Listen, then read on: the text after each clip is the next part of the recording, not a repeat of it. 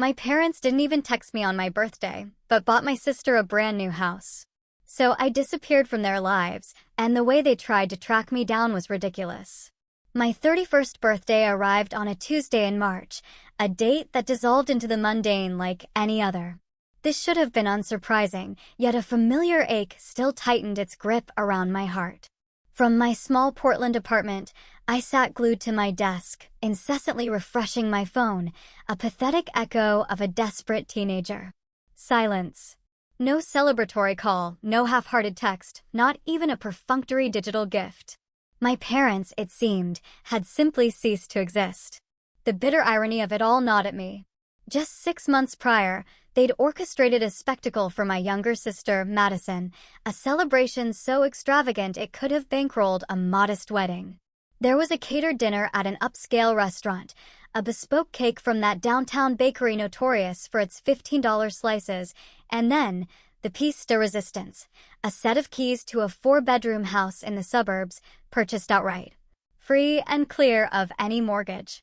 Madison was only 27, with a perfectly decent job in marketing, yes, but nothing that remotely justified such a monumental gift.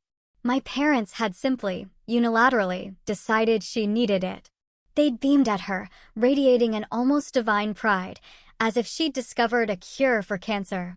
I could still picture my mother, eyes glistening with genuine tears, waxing poetic about investing in her future.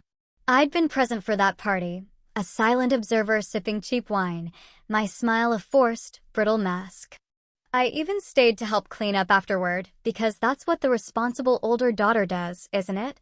The one who never asks for anything, who clawed her way through college on scholarships and 3 part-time jobs, who moved halfway across the country specifically to avoid becoming a burden. My phone remained stubbornly dark throughout the entire day. For dinner, I ate lukewarm leftover Chinese food, then sank into the couch, watching half a season of some streaming show I truly didn't care about. Around 11 that night, the cold truth finally settled. They'd forgotten. Or, far worse, they remembered and deliberately chose not to reach out. That's when something fundamental shifted inside me. I had spent years manufacturing excuses for them, years striving for understanding. Madison was the baby, the one who struggled, the one who needed extra support. I truly grasped that. But there's a chasm between supporting one child and utterly erasing another. My decision solidified somewhere between midnight and 1 in the morning. I was done. The next day, I began to plan. I craved neither drama nor confrontation. I simply wanted out, permanently. First, I changed my phone number. I'd been contemplating a carrier switch for a better rate anyway, so it wouldn't raise suspicion. I shared the new number with precisely no one in my family. Not my parents, not Madison, not even my Aunt Karen, who occasionally checked in with a lukewarm text. Then came social media. Facebook, Instagram, Twitter. I deactivated every account. People often claim true disappearance is impossible in the digital age, but you'd be surprised how invisible one can become when genuinely committed. I'd never been a prolific poster anyway. My profiles were sparse, mostly obligatory holiday photos and the occasional sunset shot. Deleting them felt like peeling off a Band-Aid. To my few friends in Portland, I announced a social media detox for my mental health. No one questioned it.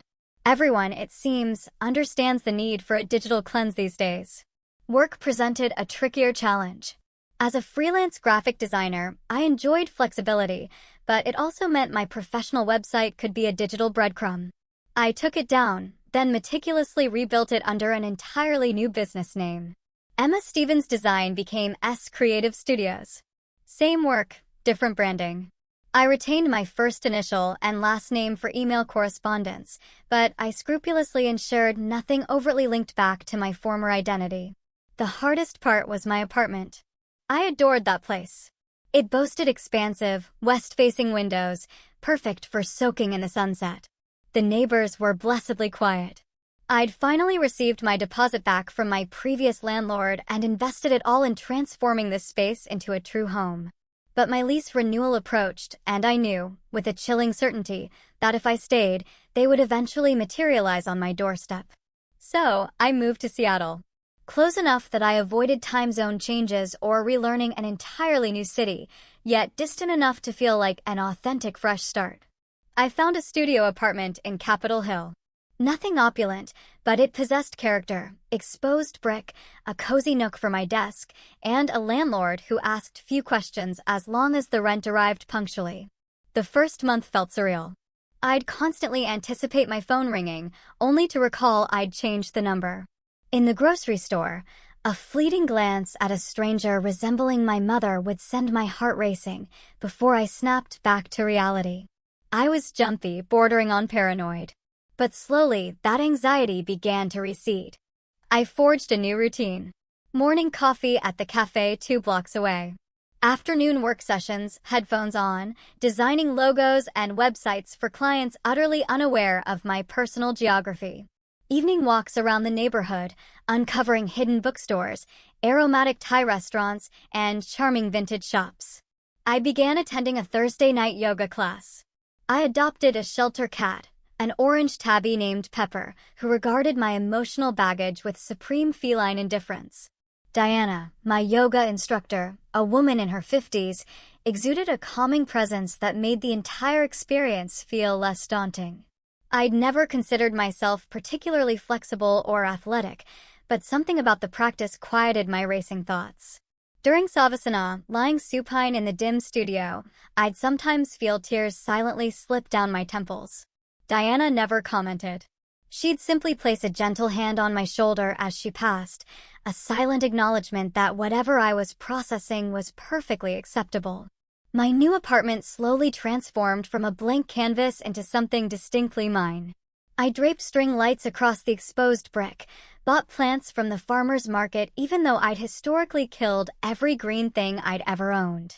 A succulent named Steve, perched on my windowsill, miraculously thrived despite my neglect. I framed some of my favorite design work and hung it above my desk. Small things, yes, but profoundly significant. I started cooking actual meals instead of subsisting on takeout and cereal. Nothing elaborate, pasta with vegetables, stir-fries, sheet pan dinners that primarily involved chopping and waiting. There was something meditative about it, the simple, grounding act of properly feeding myself. Growing up, family dinners had always revolved around Madison's preferences. She disliked onions, so onions were banished. She preferred mild flavors, so everything was bland. Now I could add as much garlic and spice as my heart desired. It sounds trivial, but those first few meals, prepared exactly to my own craving, felt nothing short of revolutionary. Work remained my anchor. My clients knew nothing of the family drama unfolding in the background of my life. To them, I was simply Creative Studios, a dependable designer delivering quality work on time. I took on a rebrand project for a local bookstore, and the owner, an elderly man named Richard, quickly became one of my favorite clients. He'd email me long, rambling messages about his vision, always concluding with, "But you're the expert. Do what you think is best." That trust felt incredibly validating. One evening, about 6 weeks into my Seattle life, I was walking home from the grocery store when I passed a small art gallery. Through the window, abstract landscapes, swirls of blue and gray reminiscent of the Pacific Northwest sky, beckoned me inside. On impulse, I entered. The gallery was empty save for a young woman at the desk who looked up and smiled. "Feel free to look around. Let me know if you have any questions." I wandered, studying each piece. Some resonated, others didn't, but there was an undeniable peace in being surrounded by art. I paused before a painting depicting a lone figure walking away down a long, indistinct road, their form barely discernible against the horizon. The title card read, "Departure," by an artist named Jennifer Yoon. "That's one of my favorites," the gallery woman said, materializing beside me. "The artist said it's about leaving behind what no longer serves you." "I like that interpretation," I murmured. "Are you an artist yourself?" "Graphic designer." "Different medium, same creative energy, I suppose." We chatted for a while about art and design, about Seattle, and what had brought me here. I kept it vague. New start, needed a change, the usual script. She introduced herself as Natalie and mentioned they sometimes hosted open studio nights where local artists and designers could network. I took her card, unsure if I'd ever attend, but appreciating the invitation all the same. Life became quiet, even peaceful. 3 months after I disappeared, my friend Ashley from Portland reached out via email. "Hey, your mom somehow found my number and called me asking if I knew where you were." She sounded really worried. "Is everything okay?" I stared at that email for a long time. Part of me felt a pang of guilt. Another part felt fiercely vindicated. She was worried now. After months of silence, I wrote back, "I'm fine. Just needed space. Please don't give her any information about me. I'll reach out to them when I'm ready." Ashley responded with a thumbs up emoji and "you got it." She didn't press for details. That's why we were friends. But my mother didn't stop there. Over the next few weeks, Ashley forwarded me increasingly frantic messages. My mom had apparently gone full detective mode, calling every mutual acquaintance she could recall. Old college friends I hadn't spoken to in years were receiving calls. A former coworker from a summer job I'd had when I was 22 was contacted via LinkedIn. My mother's voicemails ranged from concerned to accusatory. "Emma might be in trouble. We just need to know she's safe," she'd plead. Or, "If you hear from Emma, tell her we love her and we're worried sick." The audacity was almost impressive. Worried sick. They hadn't even texted me on my birthday. Then came the Facebook post. Madison sent it to Ashley, who forwarded it to me with a message, "You need to see this." My mother had created a post on her Facebook page featuring an old photo of me from Thanksgiving 3 years prior. The caption read, "Our daughter Emma has been missing for several months. We haven't heard from her and we're desperately trying to locate her. If anyone has any information about her whereabouts, please contact us immediately. We just want to know she's safe. Hashtag find Emma, hashtag missing person." I sat on my couch reading that post over and over, Pepper purring obliviously in my lap. Missing. She'd made me sound like a crime victim. The post had dozens of comments from concerned friends and distant relatives. "Praying for your family. Have you filed a police report? Sharing this now, I hope she's found soon." The manipulation was breathtaking. She'd transformed my quiet decision to step away into a public tragedy, positioned herself as a suffering mother, and mobilized an army of people who barely knew me to aid in her search. I wanted to comment. I wanted to write, "I'm not missing. I just don't want to talk to you." But I resisted. Engaging would only provide her with more ammunition. I spent that entire evening pacing my apartment, Pepper watching me with annoyed feline judgment from her spot on the couch. My hands trembled. Part of me felt powerful, seeing what I'd reduced them to, scrambling and desperate. But another part felt sick. This wasn't who I wanted to be. I didn't want to hurt anyone. I just wanted to exist without feeling like a second-class family member. I called Tara, my yoga friend. We'd exchanged numbers after class a few weeks back and had gotten coffee twice. She didn't know the intricate details of why I'd moved to Seattle, just that it involved family stuff. Sometimes, that was enough. "Can I come over?" I asked when she picked up. "I'm having a really bad night." "Of course. I'm at home." "You remember the address." Tara lived in a tiny studio in Fremont, adorned with travel posters and strings of Polaroid photos. She made us tea and didn't push me to explain until I was ready. When I finally showed her the Facebook post on my phone, she read it twice before looking up at me. "That's manipulative as hell," she said bluntly. "She's making you sound like you've been kidnapped, right? And everyone's eating it up. Look at the comments." She scrolled through them, her expression darkening. "These people don't even know you. They're just feeding into her narrative." She handed my phone back. "What are you going to do?" "Nothing. I can't engage." That's what she wants. Maybe. Or maybe she genuinely doesn't know how to process the fact that her daughter cut her off, Tara mused, curling her legs beneath her on the couch. Not defending her, just saying people do weird things when they're confronted with consequences they didn't expect. She had 31 years to treat me better. "I know I'm on your side here," Tara clarified, "but from her perspective, you vanished. She probably can't comprehend that she's the reason why." That conversation stayed with me. Tara was right. My mother probably couldn't fathom that she'd done anything wrong. In her mind, she'd been a good mother. She fed me, clothed me, sent me to college. The fact that emotional neglect doesn't leave visible scars meant it simply didn't count. Over the next few days, I watched the Facebook post get shared by more and more people. It spread beyond my mother's immediate circle, into community groups and local neighborhood pages. Someone even shared it to a Missing Persons of Oregon page, despite the fact that I'd never actually been reported missing to the police, probably because filing a false report would require explaining that I wasn't actually missing, just avoiding them. The comments multiplied. Strangers were praying for me. Someone suggested checking hospitals and morgues. Another person shared a tragic story about their own missing family member, as if our situations were remotely comparable. It was surreal, watching myself become a cautionary tale, a reason for other people to hug their kids tighter. I found myself wondering if any of Madison's friends had seen the post. If people we'd gone to school with were gossiping about how Emma Stevens had apparently disappeared. If my old professors or former bosses were clicking share and adding their own concerned messages. The weird thing about being the subject of other people's concern is that it doesn't feel validating. It feels invasive. All these people claiming to care about me, to want me found safely, but where were they when I was struggling? Where were they when I was working 3 jobs and eating ramen for every meal because I couldn't afford groceries? Where were they during all those holidays and birthdays when I showed up alone because my parents were too busy with Madison? They weren't there, and they didn't actually care about me now. They cared about the story, about participating in the drama, about feeling like good people for sharing the post. Instead, I contacted Ashley again. Can you please comment on that post and say you've heard from me recently and I'm fine?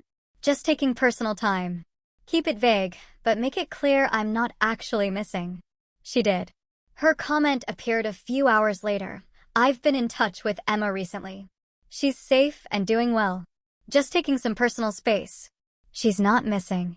My mother deleted the comment within 10 minutes. She deleted it, then posted an update. Some people claim to have heard from Emma, but we haven't. And we're her parents. Until we hear her voice, we can't rest easy. Please keep sharing. That's when I learned something important. Some people don't want resolution. They want the drama. My mother was getting attention, sympathy, concern from everyone in her social circle. I'd inadvertently given her a starring role in the crisis, and she was milking it. Madison finally reached out through Ashley, too. Emma, Mom's losing it. Can you just call her? Even if you're mad, she deserves to know you're alive. Deserves. That word stuck with me. What did she deserve exactly? She'd forgotten my 31st birthday. She'd spent the equivalent of a down payment on Madison's house, a gift Madison had received just 8 months ago when she turned 27, and never once offered to help with my student loans. She'd treated me like an afterthought for years. And now she deserved my reassurance? I didn't respond to Madison. By month 5, things escalated in a way I genuinely hadn't anticipated. My father hired a private investigator. Ashley told me because apparently the PI had contacted her for an interview. She'd refused to participate, but she was rattled. Emma, this is getting weird. Are you sure you don't just want to send them a quick message and end this? I understood her concern. From the outside, I probably looked unreasonable. A simple phone call could resolve everything, right? But it wasn't about simplicity. It was about the fact that they'd pushed me to this point and still didn't understand why. Even now, in their frantic search for me, it wasn't about apologizing or reflecting on their behavior. It was about control, about pulling me back into a dynamic where I existed on the margins of their attention. The PI situation rattled me more than I wanted to admit. This wasn't just Facebook posts and blog entries anymore. This was someone actively trying to track me down, someone who did this professionally. I started looking over my shoulder again, that paranoia from my first few weeks in Seattle creeping back. I did some research on what private investigators could actually access. Turns out they had more tools than I'd realized. They could check credit reports, employment records, utility bills. They could interview people, stake out locations, follow paper trails. The thought of some stranger digging through my life made my skin crawl. I became more careful. I paid for everything in cash when possible. I avoided using my credit card for online purchases, opting for prepaid cards instead. I double-checked that my new address wasn't linked to any old accounts. I even looked into whether I should get a P.O. box, though that felt like overkill. Diana, my yoga instructor, noticed I was more tense than usual during class. After Savasana, she asked if I wanted to stay and talk for a few minutes. We sat in the empty studio, the lights dimmed, the scent of lavender still lingering from the aromatherapy diffuser. "You've been carrying a lot of weight lately," she observed. "I can see it in your shoulders, and how you hold yourself." I hadn't planned on opening up to her, but something about the quiet space and her non-judgmental presence made the words spill out. I told her about my family, about disappearing, about the increasingly desperate attempts to find me. "They've hired someone to track you down?" she asked, her eyebrows raising slightly. "A private investigator. I don't even know what that means, really. Like, is he going to show up at my door? Follow me to the grocery store?" Diana was quiet for a moment. "You know, I had a similar situation years ago. Different circumstances, but I also had to cut off family members who were toxic for me. They showed up at my apartment once, demanded I talk to them. It was terrifying." "What did you do?" "I called the police and got a restraining order." "I'm not saying that's what you need to do, but I'm saying you have options if you feel unsafe. You're allowed to protect yourself." The idea of getting a restraining order against my own parents felt extreme. But she was right about having options. I wasn't powerless here, even if it sometimes felt that way. The PI was apparently named Derek Sutherland, according to the business card he'd left with Ashley. I looked him up online. He had a website that looked like it was built in 2008, with stock photos of magnifying glasses and testimonials from people with names like Satisfied Client Number 47. He charged $200 an hour. My father was spending money on this. Real money. I did the math in my head. If Derek had spent even 10 hours on my case, that was $2,000. $2,000 they could have sent me to help with rent or groceries or my student loans. Instead, they were using it to hunt me down. The absurdity hit me all over again. They had money. They'd always had money. They just chose to spend it on Madison and her needs. And now on finding me, rather than reflecting on why I'd left. I started checking out true crime podcasts, specifically episodes about people who'd successfully disappeared and started new lives. Most of them were running from abusive partners or criminal pasts, situations far more serious than mine. But the practical advice was useful. Don't establish patterns. Bury your routines. Be mindful of surveillance cameras. Keep your circle small. It felt ridiculous, living like I was in witness protection because my parents couldn't accept that I didn't want contact. But here I was. They could have used that money to help me pay off my student loans. Just saying. I stayed quiet. I went to work, fed my cat, took my yoga classes. Seattle was foggy and gray most days, but I'd grown to love it. The constant drizzle felt cleansing somehow, like the city was washing away my old life drop by drop. Around month 6, Ashley forwarded me the most ridiculous thing yet. My mother had started a blog. An actual blog titled The Mother's Journey, Finding My Missing Daughter. The posts were something else. She wrote long, emotional entries about how worried she was, how she couldn't sleep at night, how every day without hearing from me was agony. She posted old photos of me as a child, me at my high school graduation, me at Madison's college send-off party. She wrote about what a wonderful daughter I'd been, how creative and smart and independent. The comment section was full of supportive messages. "You're so brave for sharing this. I'm praying. Emma comes home soon." What a beautiful tribute to your daughter. A tribute like I was dead. I read through every post with a kind of horrified fascination. She'd rewritten our entire history. In her version, we'd been close. She'd been a devoted mother who'd supported all my dreams. My disappearance was inexplicable, a mystery that haunted her every waking moment. There was no mention of Madison's house. No mention of forgotten birthdays or years of being the lower priority. She'd crafted a narrative where she was blameless, and I was the problem. One post in particular made my blood boil. She'd written about my 30th birthday the year before, describing this elaborate celebration she'd supposedly thrown for me. We had all her favorite foods, she wrote. I made her favorite cake from scratch. Emma seemed so happy that day. I'll never forget her smile. I'd spent my 30th birthday alone in my apartment watching Netflix. There had been no party, no cake. They called me around 8 at night, a rushed 5-minute conversation where they'd clearly been doing something else the whole time. She was lying openly, publicly lying, and people believed her. Because why wouldn't they? What kind of daughter disappears without a trace? Clearly, something must be wrong with me.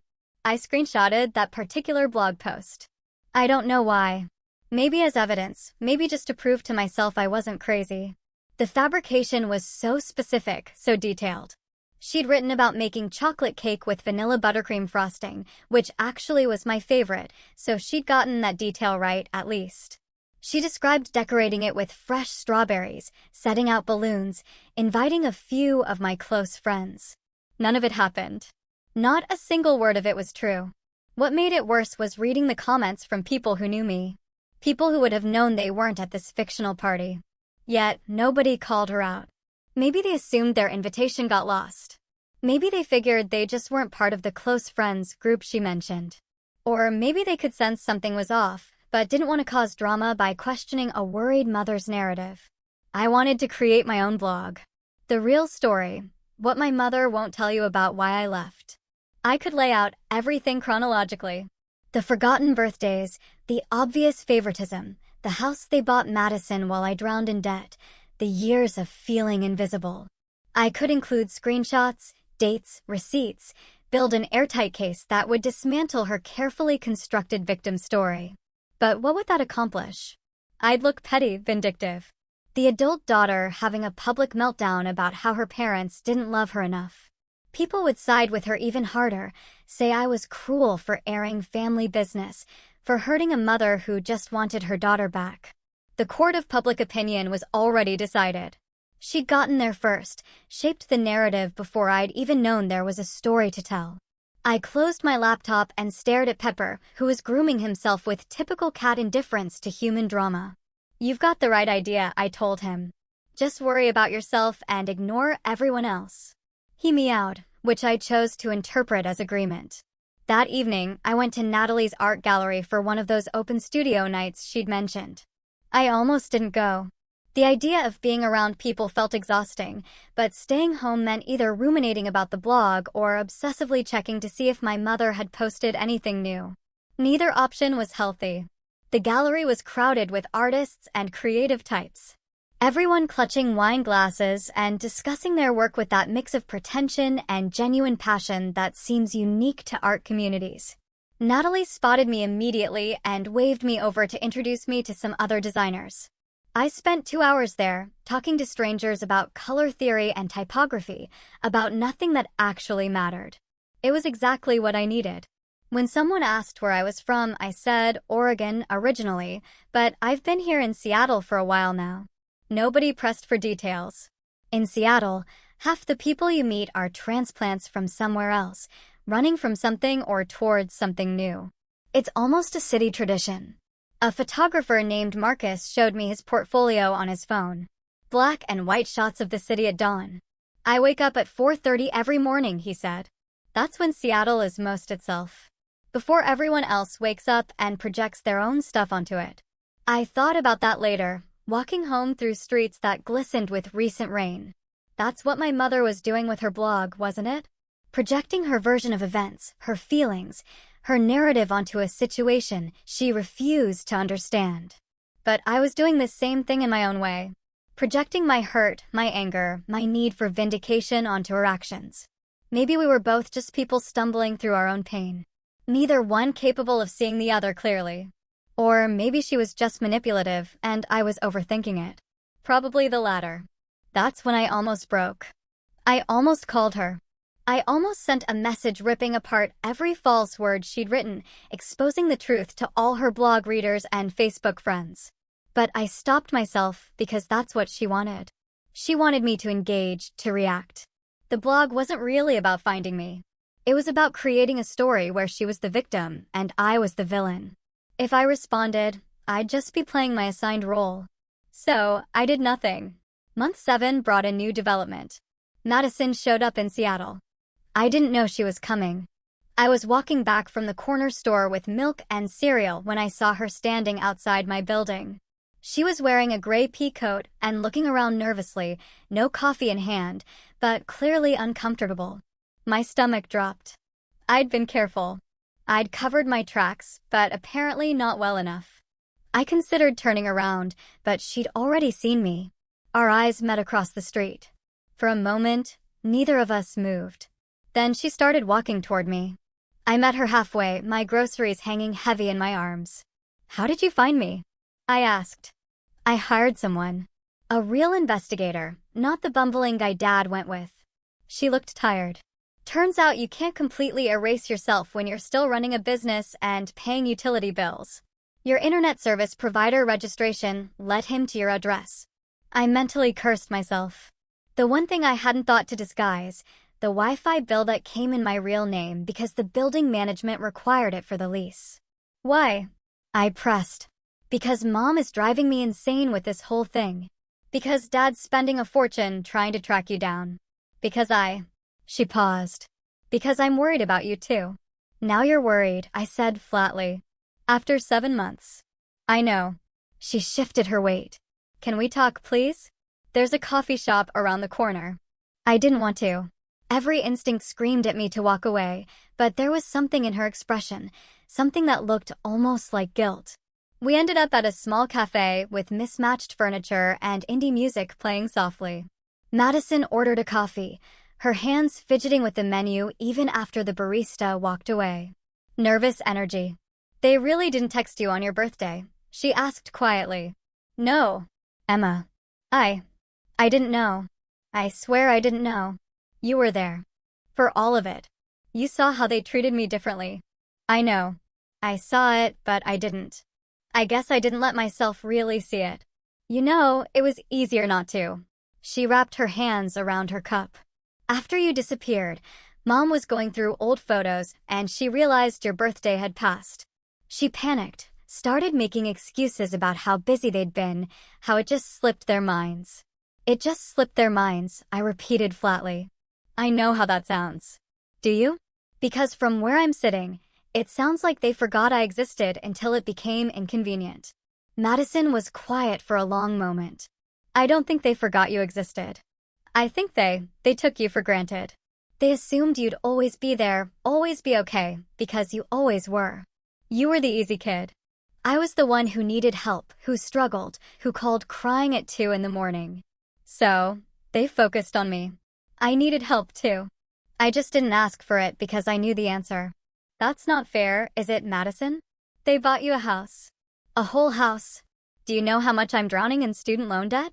Do you know I worked 3 jobs through college while you got a monthly allowance? I didn't ask for any of that. You didn't have to. They just gave it to you. And I'm not mad at you for that. Not really. I'm mad that they made me feel invisible while they did it." We sat in silence. The barista called out someone's order. A group of college students laughed at a table near the window. "The blog is insane," I finally said. "She's making all of it up."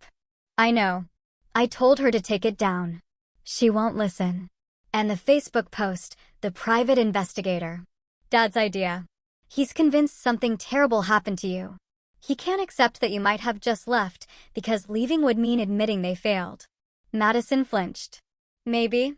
I finished my coffee, which had gone lukewarm. "What do you want from me, Madison? You came all the way here, hired someone to find me. What's the end goal?" "I want you to come home, or at least call them. Something so they can feel better. So we can all move forward. This limbo is destroying everyone." "It destroyed me first," I said.